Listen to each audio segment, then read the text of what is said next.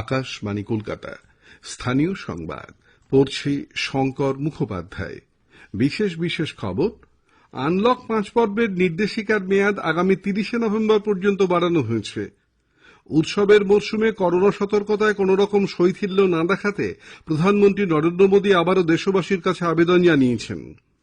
দেশে করোনা থেকে আরোগ্যের হার বৃদ্ধি পেয়ে হয়েছে ৯০.৬২%।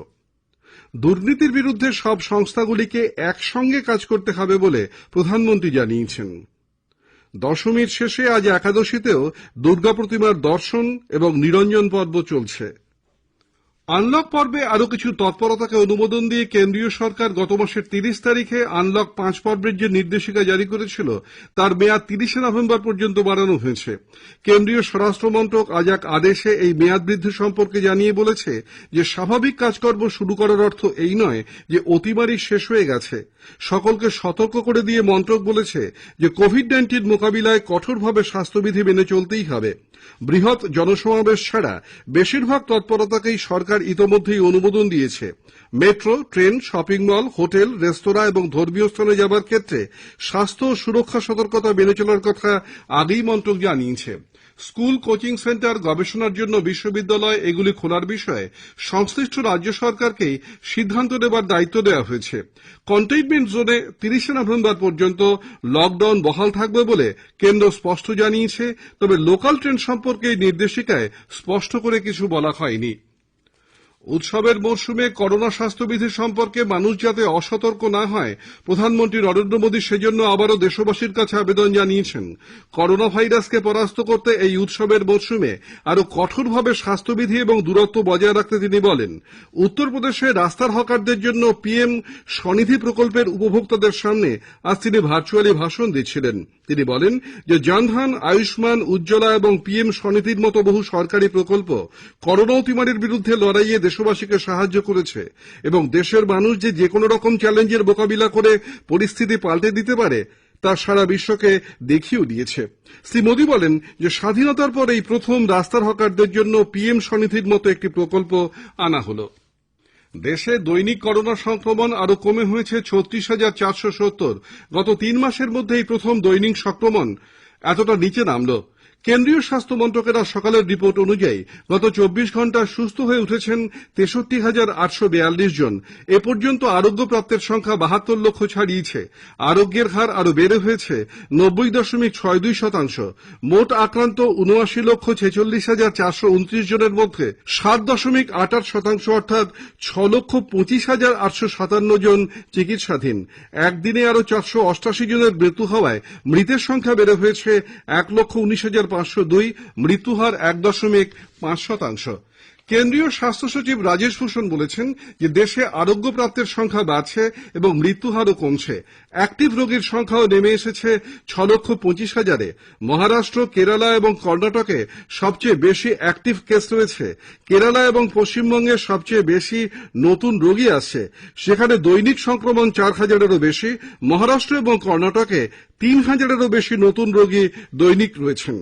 শ্রী ভূষণ বলেন, पिछले 24 घंटे में देश में कुल हुई मृत्यु के 58% मृत्यु हुए। महाराष्ट्र में 84, वेस्ट बंगाल दूसरे नंबर पर 59, दिल्ली तीसरे नंबर पर 54, छत्तीसगढ़ चौथे नंबर पर 43 और कर्नाटक 5वें नंबर पर 42। हमने ये पाया है कि फेस्टिवल के दौरान केसेस बढ़े हैं, केरल में बढ़े हैं, वेस्ट बंगाल में बढ़े हैं, महाराष्ट्र, कर्नाटक और दिल्ली में बढ़े हैं। করোনায় আক্রান্ত হয়ে রাজ্যের আরও এক চিকিৎসকের মৃত্যু হল। সিউড়ি জেলা হাসপাতালে কর্মরত চিকিৎসক ডক্টর অমল রায় আজ সকালে মারা যান। কয়েকদিন আগে করোনা উপসর্গ ধরা পড়ায় তাকে বোলপুর কোভিড হাসপাতালে ভর্তি করা হয়েছিল। এরপর তাকে কলকাতায় নিয়ে এসে চিকিৎসা করা হয়। সেখান থেকে কিছুটা সুস্থ হলে তিনি মেদিনীপুরে তার বাড়ি ফিরে যান। সেখানেই আজ তার মৃত্যু হয়েছে। বেলভিউ নার্সিংহোমে চিকিৎসাধীন সৌমিত্র চট্টোপাধ্যায়ের শারীরিক অবস্থা এখনো সংকটজনক। তবে নতুন করে অবস্থার অবনতি হয়নি। তার কিডনি ঠিকমতো কাজ করছে না, তবে মস্তিষ্কের সমস্যার অবনতি হয়নি। নতুন করে প্লেটলেটও কমেনি। রক্তক্ষরণ বন্ধ হয়েছে।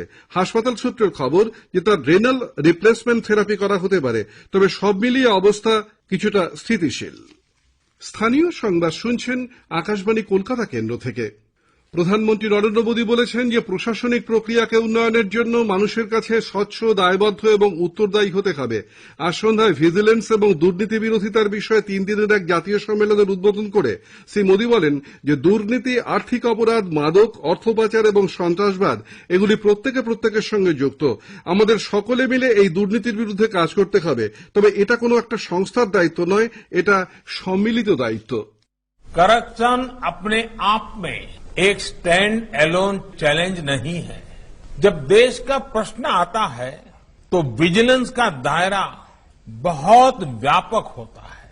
करप्शन हो, इकोनॉमिक ऑफेंसेस हो, ड्रग्स का नेटवर्क हो, मनी लॉन्ड्रिंग हो या फिर टेररिज्म, टेरर फंडिंग हो, कई बार देखा गया है कि ये सब एक दूसरे से जुड़े होते हैं और इसलिए हमें करप्शन के खिलाफ मिलकर एक होलिस्टिक अप्रोच के साथ करना ही होगा।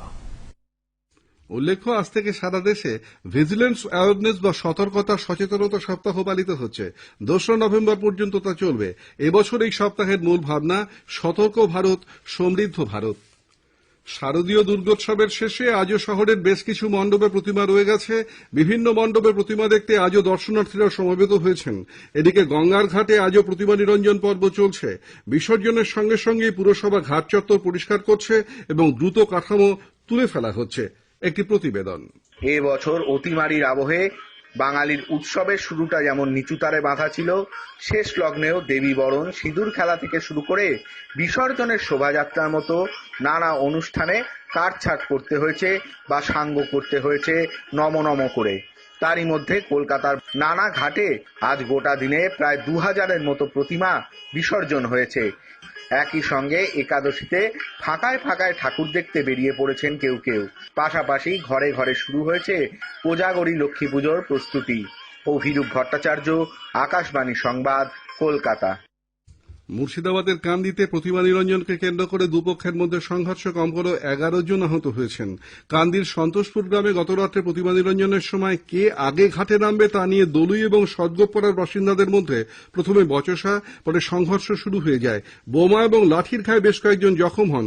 পরে পুলিশ গিয়ে পরিস্থিতি সামাল দেয়। দুর্গাপুজো শেষ হবার পর একাদশীতে তিস্তাপাড়ে লৌকিক দেবী ভান্ডানীর পুজোয় রাজবংশী সম্প্রদায়ের বহু মানুষ যোগ দিয়েছেন। দুর্গার আরেক রূপ ভান্ডানী দেবীর 4 হাতে কোনো অস্ত্র থাকে না অসুরও। কোথাও বাঘের পিঠে, কোথাও সিংহের পিঠে তিনি আসীন থাকেন। জলপাইগুড়ি থেকে শুরু করে বাংলা অসম সীমান্ত পর্যন্ত তিস্তার দুপারে রাজবংশী জনগোষ্ঠীর কাছে ভান্ডানী দেবীর পুজো অন্যতম প্রধান উৎসব। কোচবিহার জেলার বিভিন্ন এলাকাতেও ভান্ডানী দেবীর পুজোর সূচনা হয়েছে। 3 দিন ধরে এই পুজো চলবে। নদিয়ার হোগলবেড়িয়া থানার নাসিরের পাড়ায় প্রতিমা বিসর্জন দিতে গিয়ে বিভাস দাস নামে এক যুবকের মৃত্যু হয়েছে। বিসর্জনের পর থেকেই তার আর খোঁজ পাওয়া যাচ্ছিল না। এদিকে জেলার পলাশীপাড়া থানার সাহেবনগর গ্রামে আজ এক ব্যক্তি মাছ ধরতে গিয়ে জলে পড়ে যান। প্রদ্যোৎ সাঁতরা নামে বছর 54 ওই ব্যক্তিকে স্থানীয় বাসিন্দারা উদ্ধার করে হাসপাতালে নিয়ে গেলে চিকিৎসকরা মৃত ঘোষণা করেন। হাওড়ার উলুবেড়িয়ায় নবমীর রাতে একদল দুষ্কৃতীর তাণ্ডবের প্রতিবাদে বিজেপির পক্ষ থেকে আজ থানা ঘেরাও করে বিক্ষোভ দেখানো হয় এবং আইসির কাছে ডেপুটেশন দেওয়া হয়। উত্তর 24 পরগনার ভাটপাড়া পুরসভার 9 নম্বর ওয়ার্ডের একটি পরিত্যক্ত জায়গা থেকে তাজা বোমা উদ্ধারকে ঘিরে ব্যাপক চাঞ্চল্য ছড়ায়। আজ ভোরে এলাকার স্থানীয় তৃণমূল কংগ্রেস কর্মী বিক্রম সাউয়ের বাড়িতে বোমাবাজির ঘটনা ঘটে। এরপর দুপুরে ওই এলাকার একটি পরিত্যক্ত স্থান থেকে একটি প্লাস্টিকের বালতি ভর্তি তাজা বোমা দেখতে পেয়ে স্থানীয় বাসিন্দারা ভাটপাড়া থানার পুলিশকে খবর দেন। পুলিশ গিয়ে তাজা বোমাগুলি উদ্ধার করে নিয়ে যায়। হুগলির বৈদ্যবাটিতে দিল্লি রোডের ধার থেকে প্যাকেট বন্দি এক খণ্ডিত মৃতদেহ গতরাতে উদ্ধার হয়েছে।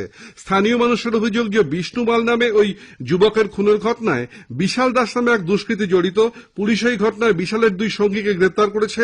আদালত আজ তাদের 12 দিনের জন্য পুলিশ হেফাজতে পাঠিয়েছে। পশ্চিম বর্ধমানের পলাশকোল ইস্টকলিয়ারিতে ধস নেমে এক শ্রমিকের মৃত্যু হয়েছে, জখম হয়েছেন 2 জন। কলকাতার আনন্দপুর থানা এলাকার মার্টিনপাড়া আজ দুপুরে একটি বাড়ির কিছু অংশ পাশের বাড়ির টালির চালে ভেঙে পড়লে বছর 15-র এক কিশোর জখম হয়। শেষ করার আগে স্থানীয় সংবাদের বিশেষ কিছু অংশ আরেকবার। আনলক 5 পর্বের নির্দেশিকার মেয়াদ আগামী 30 নভেম্বর পর্যন্ত বাড়ানো হয়েছে। উৎসবের মরশুমে করোনা সতর্কতায় কোন রকম শৈথিল্য না দেখাতে প্রধানমন্ত্রী আবারও দেশবাসীর কাছে আবেদন জানিয়েছেন। করোনা সংক্রমণ এড়াতে মাস্ক পরুন এবং ঠিকভাবে পরুন। 2 গজ দূরে থাকুন, নিরাপদ দূরত্ব বজায় রাখুন, হাত ও মুখ পরিষ্কার পরিচ্ছন্ন রাখুন। স্থানীয় সংবাদ শেষ হলো।